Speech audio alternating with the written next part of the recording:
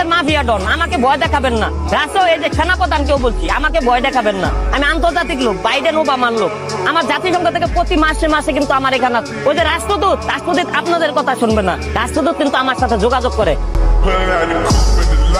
নিবন্ধন হবে না, আমি রানিং প্রধানমন্ত্রী হওয়ার মতন ক্যাপাসিটি রাখি। কিসের নির্বাচন? জনগণের নেতা খাইরুল ডাক দিলে আবার 20 কোটি জনতার মধ্যে 5 কোটি জনতা ঢাকা শহরে জনগণের মঞ্চে চলে আসবে। নির্বাচন আর হবে। আসসালামু আলাইকুম, কেমন আছো তোমরা সবাই? আশা করি সবাই অনেক ভালো আছেন। ভাইরে ভাই, সোশ্যাল মিডিয়ায় এগুলো কি চলতেছে? যাই হোক, আজকের এই ভিডিওটি হচ্ছে নির্বাচনকে কেন্দ্র করে।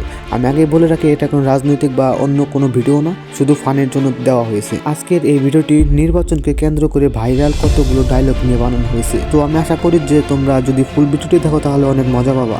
আর কার ডায়লগ সবচেয়ে বেশি ভালো লাগছে সেটা কমেন্ট বক্সে জানিয়ে যায়। তো চলো বেশি কথা না বাড়িয়ে ভিডিওটি শুরু করা যাক। খোঁজ নেন, প্রশাসনে বলছেন খোঁজ নেন।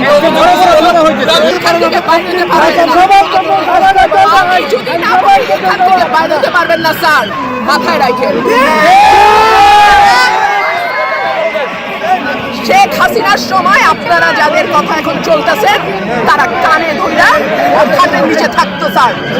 আমি রুমিন পাহাড়া, কোনো দল লাগে না আমার। আমরা ধানের শীষে ভোট দিলে আমরা জান্নাত পাবো, এটা আমরা বলতে পারি।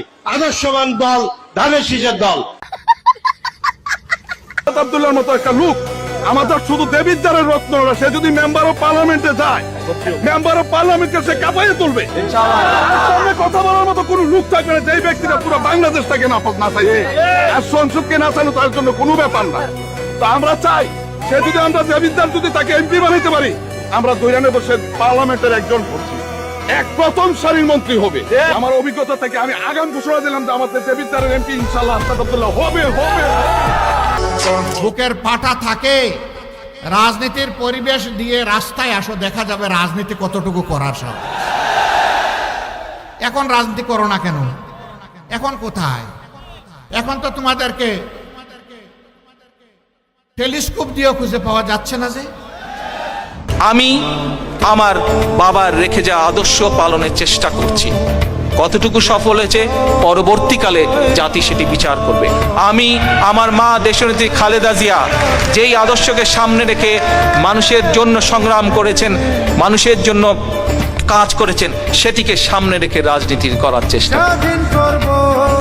35 বছর রিক্সা চালায়। 35 বছর যাবৎ কেন একটা মানুষ এত পরিশ্রম করবে, এরকম অমানসিক পরিশ্রম করবে? তার জন্য কি আমরা কোনো ব্যবস্থা তৈরি করতে পারি না? ইয়েস, আমরা তার জন্য ব্যবস্থা করতে পারি। প্রতি পরিবারকে রাষ্ট্রের পক্ষ থেকে একটি ফ্যামিলি কার্ড দিব। কৃষকদের জন্য ফার্মার্স কার্ড চালু করার আমাদের অন্যতম প্রধান অগ্রাধিকার। এই যে 8 থেকে 10 লক্ষ মানুষ আনস্কিল লেবার যে এখন বিদেশে যাচ্ছে, এটিতে আমরা ভ্যালু অ্যাড করতে চাই। আমরা এটি 8-10 লক্ষ থেকে আমরা 15 থেকে 20 লক্ষ। বিএনপির প্রতিজ্ঞা দেশের মানুষের কাছে, আসুন আমাকে ভোট দিতে হবে এমন কোনো কথা নেই। আপনার ভোট আপনিই দিবেন, যাকে ইচ্ছা আপনিই দিবেন, কিন্তু আমার হাতকে আপনি শক্তিশালী করুন, আমাকে সহযোগিতা করুন, যাতে আমি আপনার ভোটের অধিকার প্রতিষ্ঠা করতে পারি।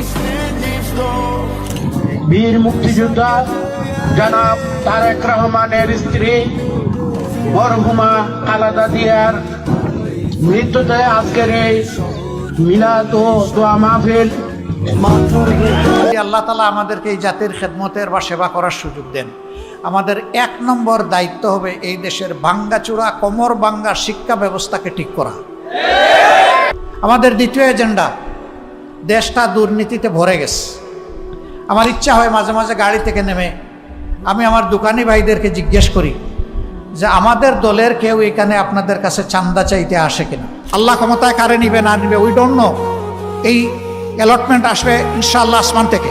দেশ পরিচালনার দায়িত্ব পাই কিংবা না পাই, দুর্নীতি মাটিতে নেমে না আসা পর্যন্ত আমাদের লড়াই চলবে ইনশাআল্লাহ। এই সংকটময় মুহূর্তে যদি জনগণ জামাতকে ভোট দিয়ে সরকার গঠনের সুযোগ দেয়, তাহলে তাদের তো অভিজ্ঞতা নাই, তারা দেশ চালাবে কেমনে?